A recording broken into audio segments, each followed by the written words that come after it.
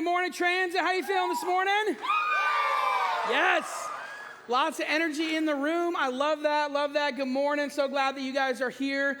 If we haven't had a chance to meet yet, my name is Kevin, and I'm on staff here with Transit. And if it is your very first time here with us, or maybe it's your first time back in a long time, we are so glad that you chose to spend Sunday morning with us. We hope you have a great time this morning and come back next week and see us. But today and next week, we are in this two-part series where we're going to be talking about great friends and why great friends are so important. So one question, though, before we get into that. Anybody excited that we're back in school now? Wow. Y'all had so much energy, and then all of a sudden you ask that question, it's like, dead. A few yeahs out there, though, I get it. But hey, think outside the box a little here. If you had to say, like, if there was one reason why maybe you're just a little tiny bit excited to be back at school, what would that be for you? Seeing your friends, okay, what else? Band, okay, got some band people. Sports, okay, some different things, right? Friends, maybe for you it's friends. I know for me it was.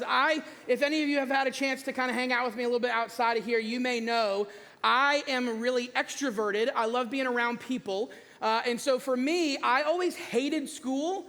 But then by the end of summer, I was done. I was like, I want to get back and hang out with my friends again.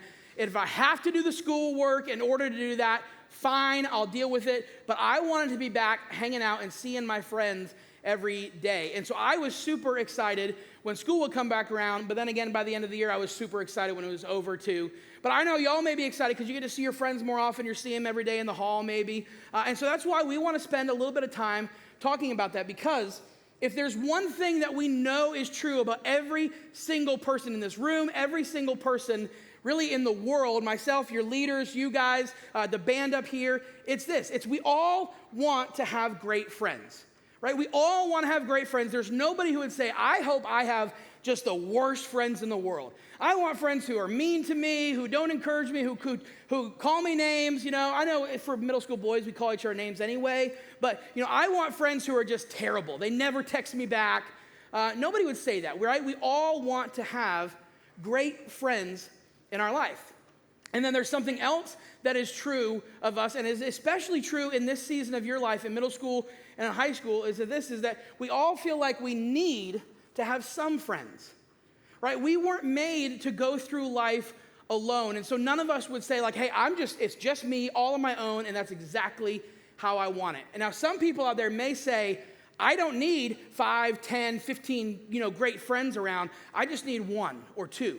And some of you are like, no, I want a whole crew. I want a bunch of people. And there's different, but none of us just want to be alone, right? We all want a place where we can fit in. We all want people that will accept us and who we fit in with. And so we feel like we need to have some friends. And sometimes those two things can come in conflict with each other. Sometimes we have this idea that we want to have great friends, but we need to have some friends, right? We need somebody we can fit in. Sometimes those come in conflict, and this is what happens is we want great friends, but sometimes we settle for any friendships, right? Sometimes we're willing to settle for just anybody who will accept us, anybody who will let us into their circle, anybody who will acknowledge that we're there. And sometimes we settle for that. And what ends up happening is we want this great friend who's going to encourage us and give us compliments and all this stuff. But we settle for, they'll hang around. They'll let me hang around with them. But I'm always kind of the butt of the joke. And they're always kind of ripping me down. Not in a playful way, but like serious things that hurt my feelings. Right? We want a great friend who's going to respond to our text. Who, when we ask if they want to hang out, they're going to be like, yeah, let's go. Let's figure it out. When can we hang out? But then sometimes, because we need somebody, we settle for that friend that's like, you may text them and they respond 2 or 3 days later, like, yeah, whatever, dude, doesn't matter. That they never want to spend time with you, that they never make you a priority in their life, and we will settle for those things.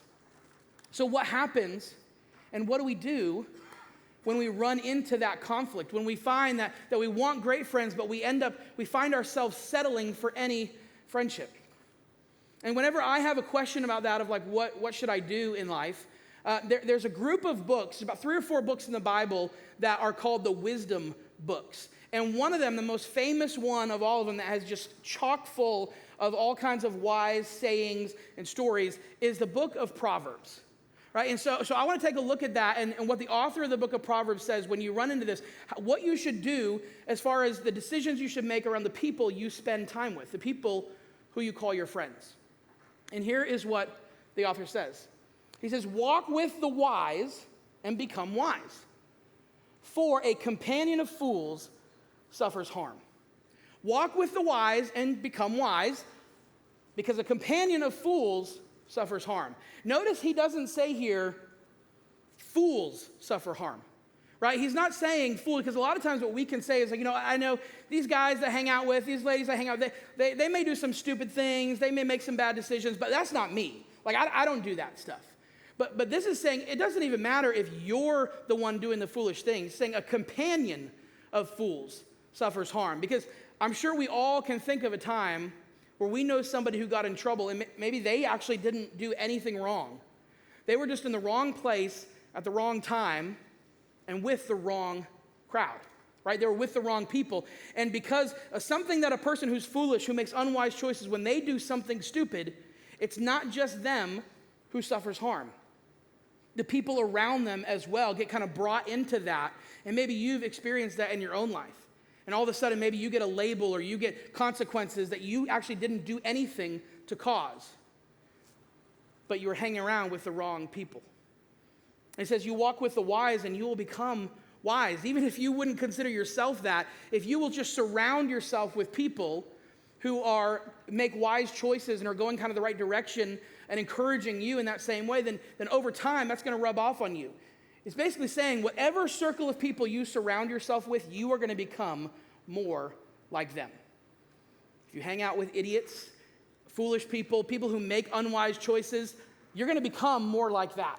If you hang out with wise people who have goals and direction they want to go in life and they're doing the right things, you are going to become more like that. And this is really personal for me because I've experienced this in my own life and in my family's life. You see, I have a sister who's 3 years older than me. And my sister and I grew up in the same house, the same parents. We went to the same school, went to the same church growing up our whole lives. But my sister and I chose very different types of friends in middle school and high school. And for whatever reason, whether it was because she just felt like there was nobody else she fit in with, or because she really liked these people and hung out with them and wanted to have fun with them, my sister chose a group of people who weren't the best influence on her life. And so because of that, she had things that happened to her in middle school and high school, and scars that were left from that, and consequences that were a result of that, that ultimately affected the direction of her life for a long time. And I was blessed to have a great circle of friends in middle school and high school who all kind of had the same goals, the same direction, the same motivation. And even though, if you know, anybody who knows our family would say, I am for sure the more natural troublemaker between me and my sister, without a doubt.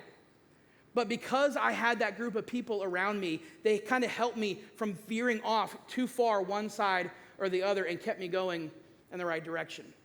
And the reason that happened, and the reason why we're talking about friends this week and next week, is because of this. Because your friends determine the direction and quality of your life. Your friends, the people that you choose to surround yourself, will have a very loud voice in determining the direction and quality of your life. And so let's think about this. I want to ask you to do two things with me real quick. And the first is this. I want you to think about the goals in life, about your goals in your life. What do you have for goals? We all think about the future, right? Whether that's a year from now, 5 years from now, when you're an adult, right? We all have things that we want to happen in our life. We all want a quality of life we know we want to have. Maybe for you, you look at adults in your life, whether it's your parents or teachers or other people who are an influence with you, and you look at them and you're like, you know what? I don't want to end up like them. Or maybe there's people you look at and be like, whatever I got to do, I want to have a life like they have when I'm an adult. So think about that. What are some of the goals that you have in your life? And then think about this. Think about your friends. Now, maybe not necessarily the people you'd call your friends, because sometimes that's different. Think about the people that you are surrounding yourself with, who you are hanging out with on a day-to-day basis, and maybe right now you'd be like, well, they're not really my friends. They're just the people that I hang around with right now. But think about, who are those people? Are those people who are encouraging and pushing you in the right direction? Are they people who encourage you to go or pursue the goals that you want to pursue and to do the things, to have the disciplines that you need in order to achieve those goals? Or are they people who just, they don't really care that you're around? Like you can hang out with us, but they discourage you, they insult you, they put you down, they try to get you to do things you know you shouldn't be doing. They could care less about your goals. They just want to have fun and do whatever. Would you say that your friends, the people you're spending time with, are those type of people? You're going to head to small group in just a minute and get a chance to talk a little bit more about that this week and next week. But before we do, I want you to think about this question, right? We all think about our lives in the future. Even me at 38 years old, I think about what will look like 5-10 years from now. So when y'all think about what you want to be when you grow up, or what you want your life to be like, when you dream about what your life might look like when you're an adult, what does it look like? What does your life look like? What do you hope your life looks like when you're older? I want you to go to small group and share that with the rest of your small group. We're going to go ahead and dismiss, but first I want 7th and 8th grade. You're going to go ahead and head on out to small group. 6th grade, hang tight for just a minute. We got one more thing for you. Thanks, guys. We'll see you next Sunday.